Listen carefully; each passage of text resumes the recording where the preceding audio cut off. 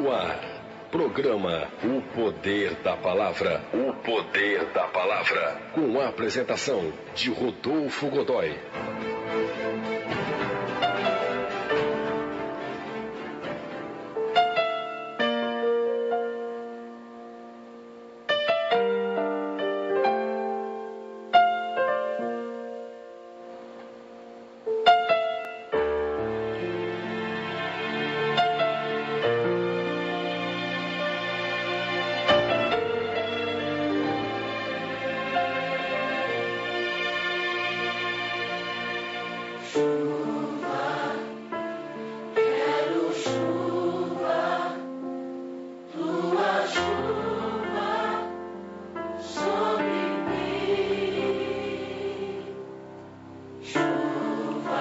O texto que nós vamos ler na tarde de hoje está no Evangelho de João, capítulo 20, versículo de 1 até o versículo 18.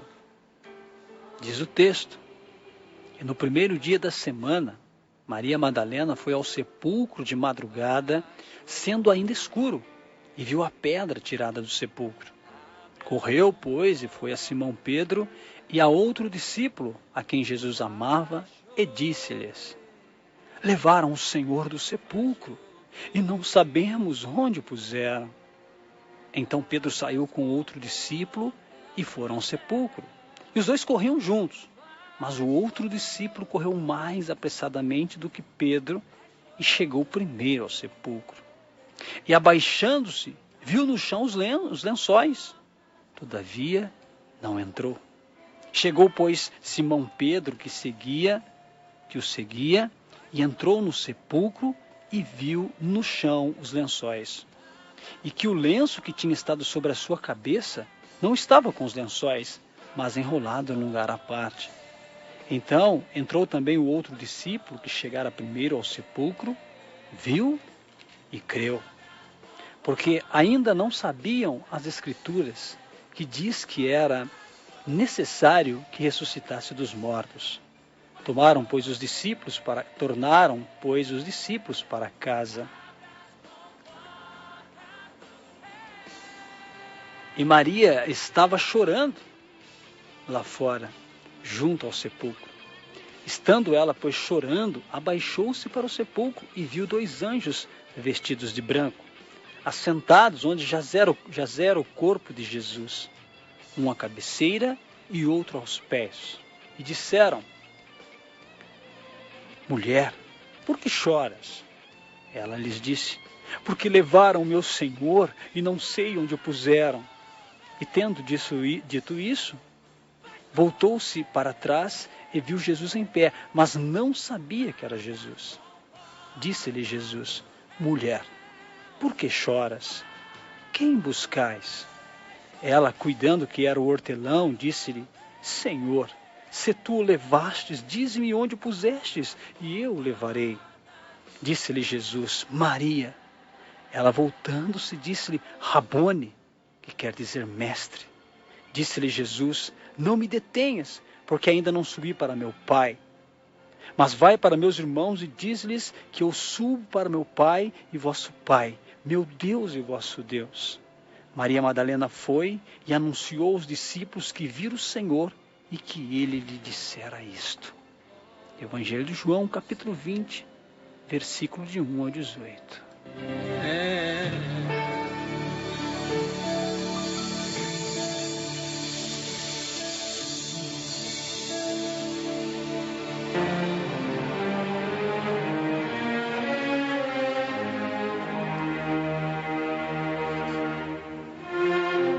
Este Evangelho de João, discípulo que debruçou-se sobre o peito de Jesus no dia da Santa Ceia,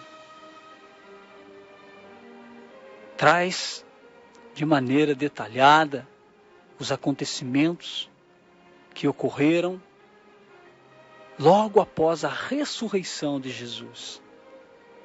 João, esse apóstolo amado, ele narra a ressurreição de maneira particular. O contexto aqui, meu irmão, que nós lemos, é um contexto de frustração. O contexto é o contexto de decepção. O contexto que nós estamos lendo, porque até então os lençóis estavam dobrados, o lenço estava dobrado, e Jesus, o corpo de Jesus não estava ali. Eles estão vivendo esse final de semana. Estavam vivendo um final de semana trágico, aonde o líder deles, porque até então na cabeça dos discípulos, ele era o libertador de Roma, um político, que agora ia se manifestar e de repente foi morto de maneira humilhante. Ficou um vazio naquele sábado, e até aquele momento o vazio persistia. A Bíblia não traz detalhes, mas o que será que eles estavam conversando entre si? Porque no momento em que Jesus estava sendo crucificado, todos estavam escondidos. Até mesmo João e sua mãe entre a multidão, mas estavam ali e passaram-se despercebidos. Eles estavam num contexto de tristeza. Quantos? Eles deixaram todas a sua vida, seus trabalhos, suas famílias, para seguir Jesus no ministério de Jesus. É o Messias que nós esperamos, mas agora Jesus estava morto. Este era o contexto, é desta forma que eles foram até a porta do sepulcro, desesperançosos, ao menos queriam ver o corpo de Jesus. Mas eles sequer foram ali para ver o Jesus ressuscitado. Foram para ver o corpo de Jesus. Este é o contexto. Esta é a história que João narra.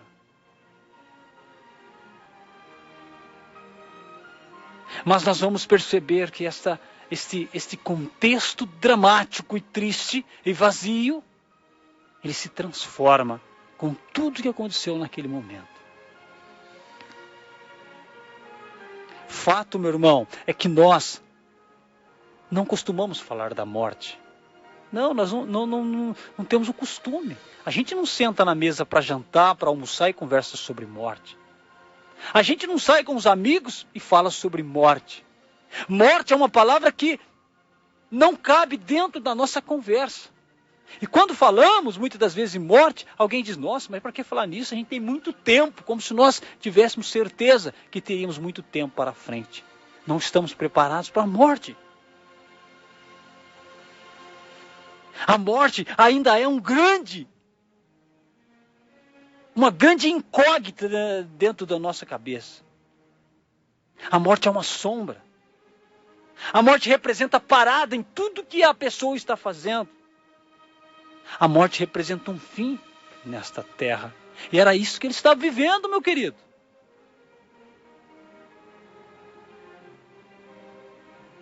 A verdade é que nós não pensamos sobre essas coisas.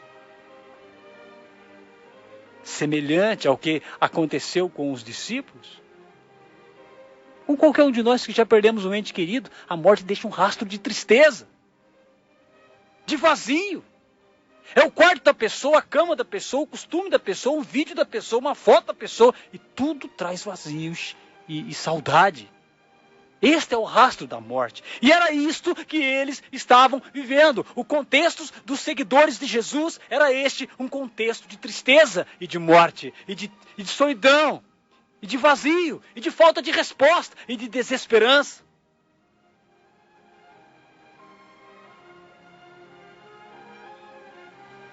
A morte, ela simplesmente deixa para trás diplomas nas paredes, sonhos, projetos, bens, família, emprego, amigos. Tudo fica sem resposta. Tudo vai ficando pelo caminho. Maria Madalena, então, vai na direção daquele sepulcro. Ela vai frustrada, meu querido. Ela vai com lembrança do tempo de Jesus. É isso que ela tem na sua mente. É o que ela tem agora. O grande fantasma, o grande inimigo agora é a morte. Queridos, nós vivemos numa sociedade onde a morte é algo presente. Infelizmente, nós estamos numa época onde esse avião que foi derrubado, que caiu, que levou por volta de 150 vidas. Esta semana nós tivemos o impacto do filho do governador Geraldo Alckmin, juntamente com seus amigos. Mais 5 vidas foram ceifadas. Isso está muito forte na nossa mente. Justo porque é uma pessoa conhecida, então o impacto é maior, mas nós estamos vendo a morte do lado da nossa casa. Nós estamos vendo a morte nos bairros. Jovens matando outros jovens. Acidentes de carro porque a pessoa estava embriagada, drogada. Pessoas matando, pessoas morrendo, pessoas se suicidando, se envenenando, se enveredando. A morte está presente. A morte tem causado um caos na vida das pessoas. A morte tem causado vazio, frustração, depressão, opressão. E pessoas até se revoltam contra Deus por causa da morte. A morte, ela é impactante. Quantos doentes, já sabendo que a sua doença não tem cura, então entram em desespero.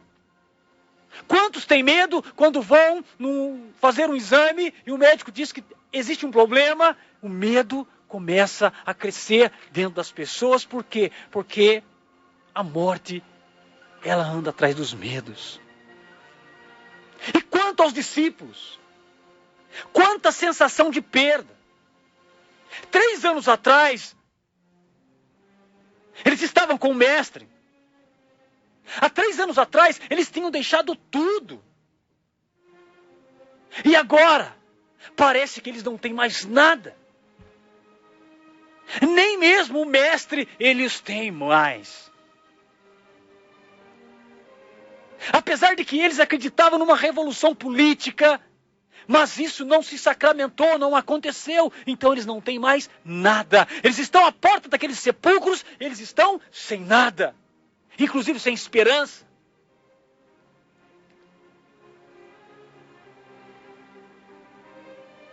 E quanto a Jesus, meu querido, ele sabia que teria que enfrentar a morte. Esse era o contexto que passava na cabeça dos homens daquela época.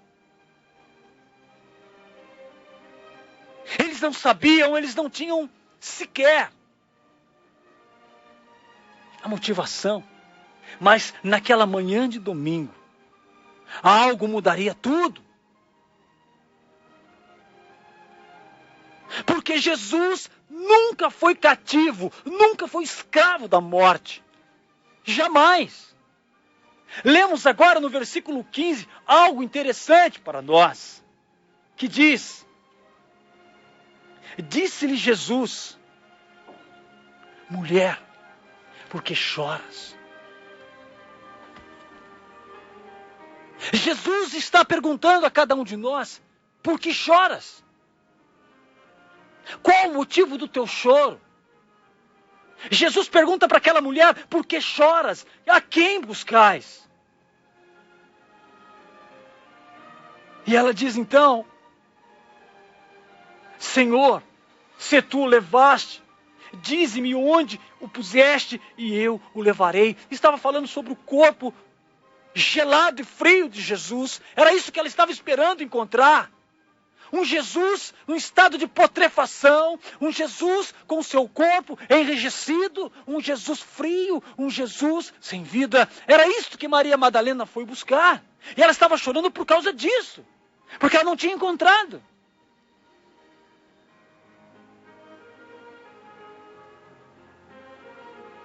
Maria Madalena estava arrasada, meu querido, desesperançosa. E aí, porque justamente ela teve uma experiência profunda com Cristo na sua vida. Ela era uma prostituta, meu querido. Uma pecadora. Ela estava julgada, já condenada à morte, segundo a lei. Então ela foi ali. Ela sentia-se na obrigação de ir ali pelo menos para prestar uma homenagem ao corpo de Jesus. Era isso que ela queria fazer. Pelo menos o corpo de Jesus. E ela então percebe, o desespero já era grande, porque Jesus havia sido crucificado. Agora o desespero é ainda maior, porque o corpo dele já não está nem mais ali. Mas de repente ela ouve algo. Meu Deus, ouça, meu querido. Versículo 16, Jesus disse, Maria. Ela voltando-se disse-lhe, Rabone, que quer dizer mestre. Que choque, que impacto. Ela que foi ali para ver um corpo gelado e frio, que já não estava mais ali. Mas agora ela ouve uma voz que lhe é familiar, que a chama pelo nome e diz Maria. E ela reconhece aquela voz e diz Rabone.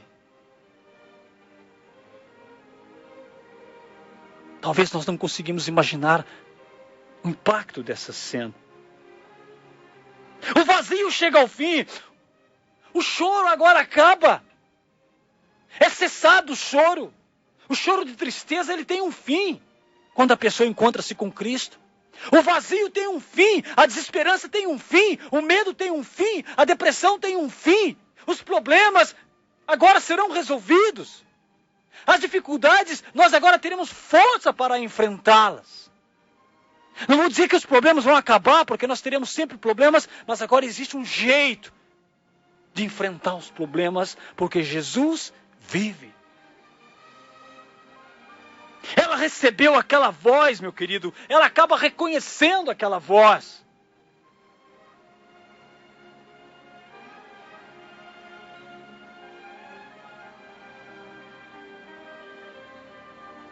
Maria ressuscitou a sua fé com esse encontro. Maria ficou em pé com esse encontro. Nunca mais a vida daquela mulher seria a mesma, porque ela morreu com Cristo e ressuscitou com Cristo. Mas nós encontramos também os discípulos. Veja lá no versículo 19 o contexto que eles estavam. Chegada, pois, a tarde daquele dia, versículo 19. O primeiro dia da semana, um domingo. Cerradas as portas onde eles estavam. Estavam trancadas, estavam fechadas, bem fechadas. Na verdade, cerradas significa que além de fechadas, havia caixas, havia talvez pedras, havia talvez esteios ali para manter aquela porta bem fechada. O contexto era de medo. Estavam assustados, amedrontados. Estavam trancados no lugar. É isso que diz o texto. Chegado, pois, a tarde daquele dia, o primeiro da semana, o domingo agora, já de tarde, é o que está dizendo, e cerradas as portas onde os discípulos estavam, com medo dos judeus. Havia uma perseguição. Pronto, o líder foi morto. Agora nós precisamos achar o grupo que o seguia e também exterminá-los para acabar de vez com esse segmento, com esse herege na cabeça dos políticos daquela época. Mas nesse contexto de medo, de estarem oprimidos, isolados do mundo, sem saber até quando eles ficariam ali, até quando eles conseguiriam, porque eles tinham as suas vidas para continuar. Haja vista que eles estavam desesperançosos, escondidos. Mas de repente, chega Jesus e põe-se no meio deles. E disse-lhes, paz seja convosco. Paz seja convosco.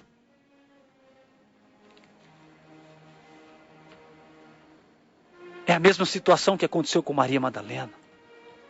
Chorando de tristeza e frustração. Agora esses discípulos, trancados, com portas cerradas, cheios de medo. Jesus diz, paz seja convosco. Esses que estavam acuados, amedrontados, com portas cerradas, ali estavam 10 discípulos, meus irmãos, e depois eu vou explicar isso, porque nesse momento não estavam com ele Judas, que tinha se suicidado, e Tomé não estava entre eles. Os 10 discípulos acuados, um olhando para o outro, mas Jesus se pôs no meio deles e diz, a paz esteja convosco. Era o que eles precisavam. O que eles mais precisavam naquele momento é ter paz.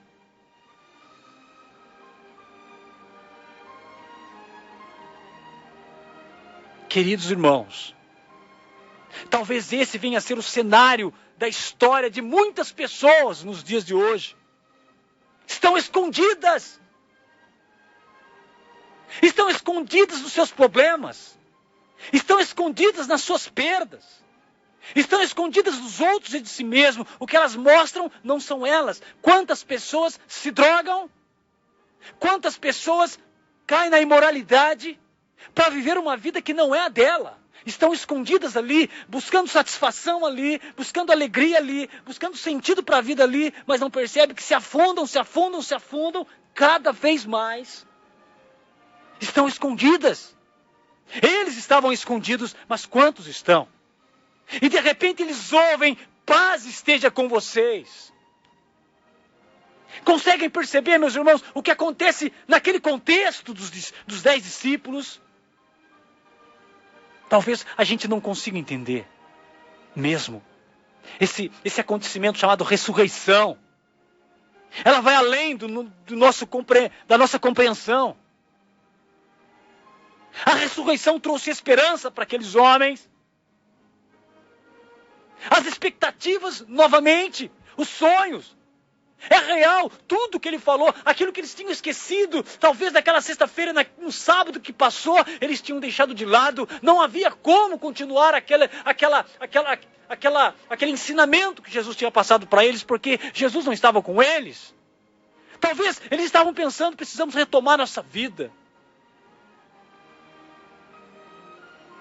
Mas Jesus muda tudo, meu querido. Jesus ativa o que está desativado, fortalece o que está enfraquecido e levanta o que está caído. Liberta o que está cativo. Constrói o que está destruído. E dá vida, aleluia, aos que estão mortos. Dá vida espiritual aos que estão condenados espiritualmente. É desse Jesus que nós estamos falando.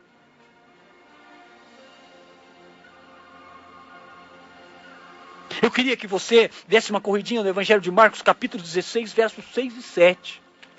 Marcos 16, versos 6 e 7. Que é o contexto também da ressurreição de Jesus. Está aqui, Marcos 16, versículos 6 e o 7. Aonde nós encontramos a seguinte descrição. Versículo 6. Porém, ele lhes disse-lhes: não vos assusteis. Buscais a Jesus, o Nazareno, que foi crucificado. Já o ressuscitou. Não está aqui. Eis aqui o lugar onde o puseram. Mas ide, dizei a seus discípulos e a Pedro, que ele vai adiante de vós para a Galileia. Ali o vereis, como ele vos disse. Aleluia.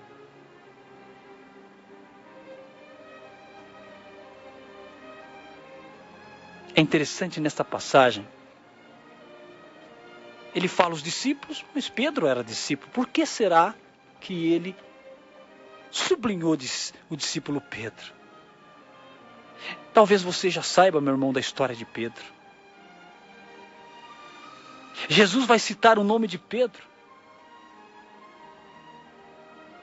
Pedro era um homem autêntico. Um autêntico líder. Um homem que avançava. Um sujeito que sempre se colocou ao lado de Jesus. Um homem que cortou a orelha do soldado. Um homem que disse a Jesus: se é o Senhor que está andando sobre as águas, permita que eu vá também. E por alguns passos ele andou sobre as águas também. Pedro era um homem que, quando Jesus falou da sua morte, disse: não, nós não vamos permitir isso. Pedro era um homem que, quando Jesus falou: preciso lavar os pés de vocês, e Pedro disse: não. E quando Jesus o repreendeu, ele disse: não, só os pés, mas me lava por inteiro. Esse era o Pedro.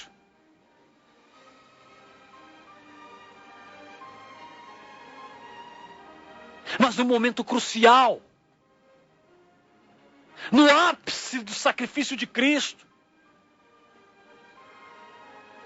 Pedro então revela que não tinha uma identidade visível, autêntica, genuína. Ele nega Cristo.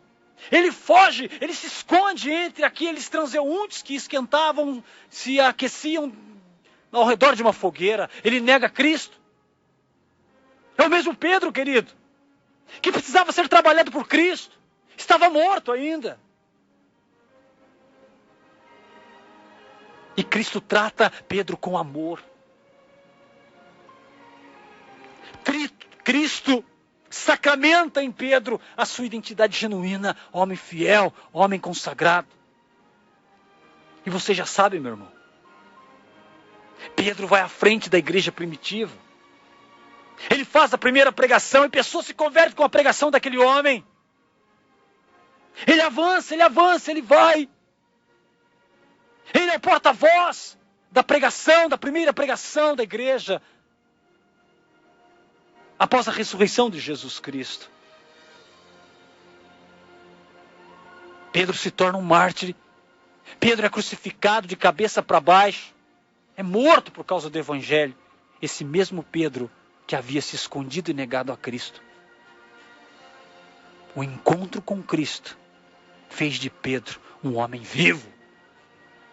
É isso que significa ressurreição. Mas eu não terminei. Existe alguma coisa que eu preciso falar para você. Quando eu disse que Jesus foi até o lugar onde eles estavam escondidos, eu disse que tinha 10. Porque Judas havia se suicidado. E Tomé não estava ali. Você lembra que Jesus, na primeira vez que ele apareceu aos discípulos, Tomé, a Bíblia diz que Tomé não estava com eles. Veja o versículo 20 e o 24, o versículo 25 e 24 do Evangelho de João, capítulo 20. Diz o texto: ora, Tomé, um dos 12, chamado Dídimo, não estava com eles quando Jesus veio. Disse-lhe Jesus, pois, aos outros discípulos. Os outros discípulos, vimos o Senhor. Mas Tomé disse, se eu não vir o sinal dos cravos em sua mão, e não puser o dedo no lugar dos cravos, e não puser a minha mão no seu lado, de maneira alguma eu vou crer. Estava morto. Tomé estava morto. Com a morte de Jesus, aquelas expectativas de um homem libertador político foram embora, e Tomé voltou a ser aquele homem incrédulo. Quantos, meus irmãos, que estão com Jesus porque querem um oba-oba? Quantos estão com Jesus porque querem um emprego só, uma cura, uma prosperidade só, querem um status dentro da empresa, dentro do trabalho, dentro, sim, até mesmo da igreja, que é um status, um cargo simplesmente, não querem saber de Cristo. Tomé era um desses homens, estava sempre por ali, mas nunca entendeu o que Jesus havia falado. Por isso ele foi embora, por isso ele, quando ficou sabendo que Jesus tinha aparecido aos discípulos, ele disse claramente, se eu não ver, se eu não tocar a mão nesse homem, eu não vou acreditar em nada do que vocês estão falando. Gente, quantas pessoas estão assim, mortas, sua fé, seus olhos espirituais cerrados, escondidas estão mortas. Tomé estava assim.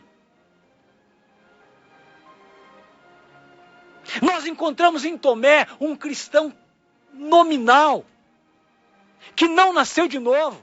Um cristão que tem o nome de cristão, mas não tem a vida transformada por Cristo. Este é Tomé. Um homem que se acostumou a ver milagres, a curas, a libertações, mas agora ele não acredita que Jesus está vivo. Onde está esse Cristo que vocês estão falando? Se eu não o ver, eu não aceitarei, eu não acreditarei.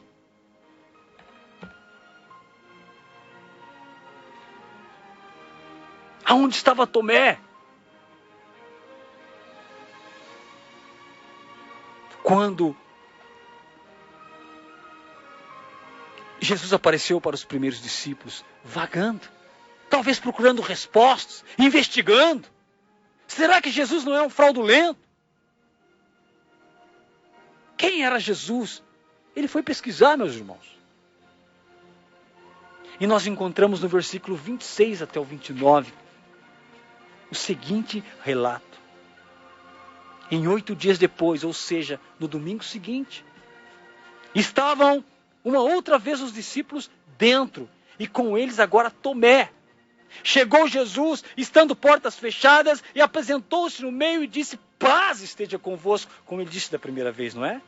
Versículo 27, mas aí, meu irmão, paz esteja convosco a todos, mas ele se dirige a Tomé. Maria Madalena foi tratada. Os discípulos escondidos no quarto onde eles estavam, foram tratados. Pedro foi tratado de maneira pessoal por Cristo. Mas agora é a vez de Tomé. E no versículo 27, meu Deus do céu, diz: depois disse a Tomé: põe aqui o teu dedo e vê as minhas mãos. Chega a tua mão e põe no meu lado. Não sejas incrédulo, mas crente. Tomé respondeu-lhe e disse: Senhor meu e Deus meu.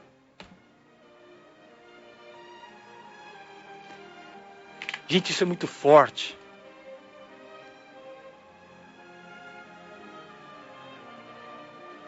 Tomé chama Jesus de Deus.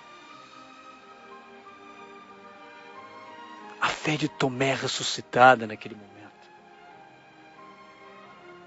Tomé aprende uma coisa, ele aprende que não pode ficar esperando acontecer algo, um milagre, uma cura, uma libertação, uma prosperidade da tua vida ou algo assim, para você ter fé. Ele só precisava crer, e foi isso que Jesus disse para ele: creia somente. Não fique esperando um sinal. Ah, meu filho está doente, eu vou orar: Senhor, aumenta a minha fé para que meu filho... Não. Ah, Senhor, se me der um trabalho, eu creio no Senhor. Não. Crê somente. Percebe, meu querido? Um homem cheio de dúvidas na sua fé. Agora chama Jesus de Deus. Reconhece que Jesus é Deus. Irmãos, essas passagens, essas histórias que aconteceram assim que Jesus ressuscitou, nos ensina algo nesta tarde e também neste dia que se comemora a ressurreição de Jesus. Eu queria dizer para os irmãos que a ressurreição de Jesus, ela não é um ato religioso, como nós vemos no mundo inteiro se comemorando. Não é um ato religioso. A ressurreição de Jesus é o único jeito da gente se ressuscitar também. Vencer o pecado, consequentemente vencer a morte.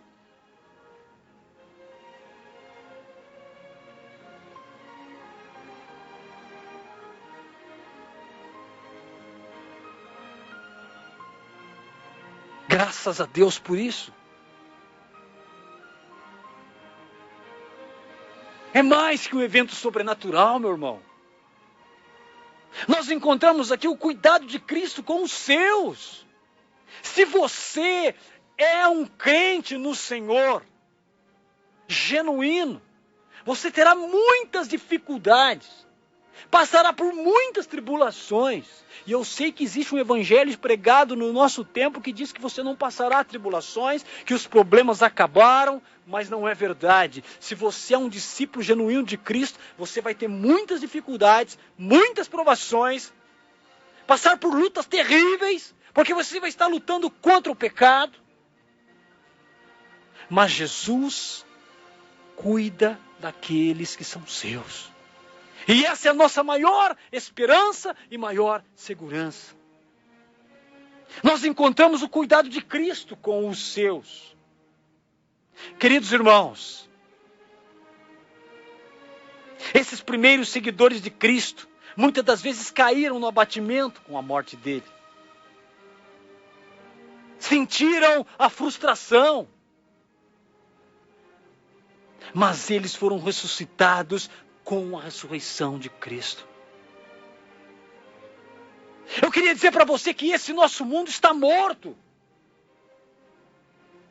Os sintomas da morte é frieza, é enrijecimento do coração, é endurecimento da alma, é mau cheiro, é podridão, é tristeza, é choro, é luto. tudo que traz choro, que traz tristeza, decepção, escravidão, é morte. Presídios lotados, morte. Cracolândia, morte.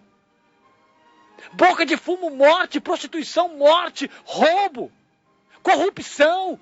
Corrupção no Congresso Nacional, corrupção no governo nacional, corrupção nos países de todo mundo, morte. Pobreza. Morte, miséria, morte. Tudo que causa morte, meu irmão, é porque tem pecado dentro. Tem podridão dentro. São sintomas da Senhora Morte que está aí. Assim está o mundo, meu querido, perdido, buscando recompensas na carne, buscando uma autossatisfação na carne. E Jesus é a única saída. Como eu posso chamar Jesus de Senhor, de único Senhor, se eu tiver que me dobrar ainda às falsas religiões, às heresias que estão dentro das denominações?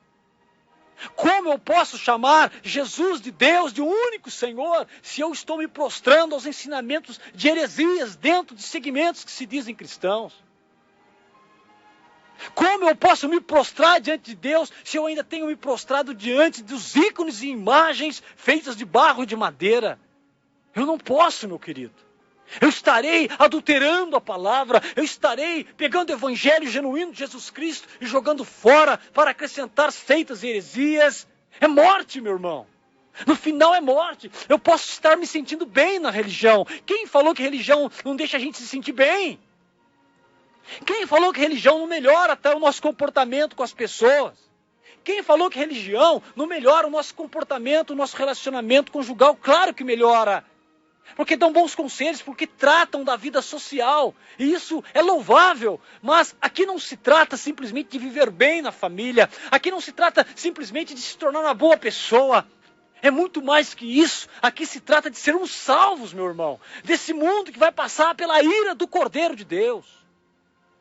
Isto é ressurreição. É ser liberto de todas as amarras, ainda que a gente pensa que é bom, ainda que de fato tenha sido bom. Mas nós não podemos burlar, nós não podemos adulterar a palavra de Deus.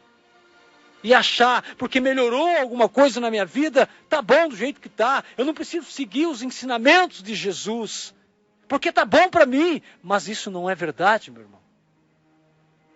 No final, o que vai prevalecer é a palavra do Senhor. Não são as obras que nós fazemos, as boas obras que praticamos. Jesus é a única saída contra a morte. Morte física e morte espiritual. Principalmente, meu irmão, a morte espiritual.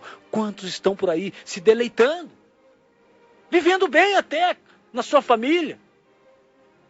Mas não tem o novo nascimento em Jesus. Como você está, meu irmão? Como tem andado a sua vida? Nós hoje, com esta data comemorada no mundo inteiro, nós não podemos fazer disso um ato religioso, um zelo pela religiosidade. Paulo esteve em Atenas, o lugar da idolatria do mundo naquela época. Dezenas e centenas de deuses espalhados por ali. E Paulo precisa falar de Cristo. Então Paulo, ele encontra um templo onde não há nenhum ídolo. E ele diz para aquelas pessoas: vejo que vocês são zelosos, religiosos ao extremo. Paulo não os condena, mas ele elogia até a religiosidade daquelas pessoas. Mas ele não abdica de falar a verdade. No final da sua pregação, Paulo está dizendo para aquelas pessoas: eu conheço aquele que é o Senhor de todas as coisas, o único que deve ser adorado. Nós estamos confundindo religiosidade, obras sociais, com salvação em Jesus Cristo. Não, meu irmão. Isso é morte. Ninguém é salvo pelas obras. E se algum segmento religioso tem melhorado a sua vida, eu vou dizer para você, isso é bom. Mas não é o suficiente. Isso é louvável. Mas não é suficiente quando se trata de resgate de almas. Eu não posso colocar nada na frente do sacrifício e da ressurreição de Jesus. Eu não posso simplesmente dizer para as pessoas, melhorou para mim, então Deus está abençoando. Não, meu irmão, se não estiver em acordo com a vontade, com a poderosa palavra do Senhor, não é suficiente, ainda que seja bom e louvável. Perceba isso. Porque há muitos caminhando ainda na morte, por não dar crédito à poderosa palavra de Deus. Nesta tarde eu quero dizer para você, meu irmão, para você, meu querido ouvinte, Jesus ressuscitou sim, mas Ele não se agrada de atos religiosos para comemorar a sua morte e ressurreição. Não é um teatro bem feito que comove as pessoas, não é um filme bem feito que é o suficiente, não. Pode ter certeza, Deus não se agrada de que a gente simplesmente assista a esses eventos, a estas datas marcantes, a esse ativismo religioso. Se o nosso coração não se submeter à sua palavra, se não houver nascimento novo em nós, significa que nós ainda caminhamos para a morte, caso o Evangelho não mude a nossa vida. Eu desejo a você sim uma abençoada Páscoa. Eu desejo na minha família uma abençoada Páscoa. Mas ela precisa acontecer de fato. E romper em nossa vida toda e qualquer amarra demoníaca. De heresias, de falsos ensinamentos, de incredulidades relacionadas à palavra do Senhor. Tem tanta gente distribuindo a paz do Senhor, meu irmão, que maravilha, porque nós não estamos no mesmo segmento, mas nós temos a comunhão em Cristo. Cuidado, meu irmão. Não é adulterando a palavra de Deus que eu me torno irmão do outro. Eu não posso saudar uma pessoa que não comunga da mesma fé que a minha. Ou seja, se não comungarmos da mesma fé que a Bíblia ensina. Não há comunhão, não há como desejar a paz àqueles que não vivem da genuína palavra do Senhor, que não acreditam na suficiência de Cristo. Não há como compartilhar da paz se em segmentos cristãos existem heresias. A gente não conversa sobre isso, mas fato é que não há comunhão da luz com as trevas. E Jesus, nesta passagem narrada por João, ele ressuscita os discípulos, ele ressuscita Maria Madalena, ele ressuscita Tomé, ele ressuscita Pedro na fé dessas pessoas que estavam mortas. E nós, meu irmão? Será que nós não estamos vivendo também simplesmente atividades religiosas, comemorando datas? Todo ano comemoramos de novo, mas nada tem mudado na nossa vida. Que o Senhor Deus eterno, em sua infinita misericórdia, trabalhe o nosso coração, para que sejamos transformados e nasçamos de novo, em nome de Jesus. Amém.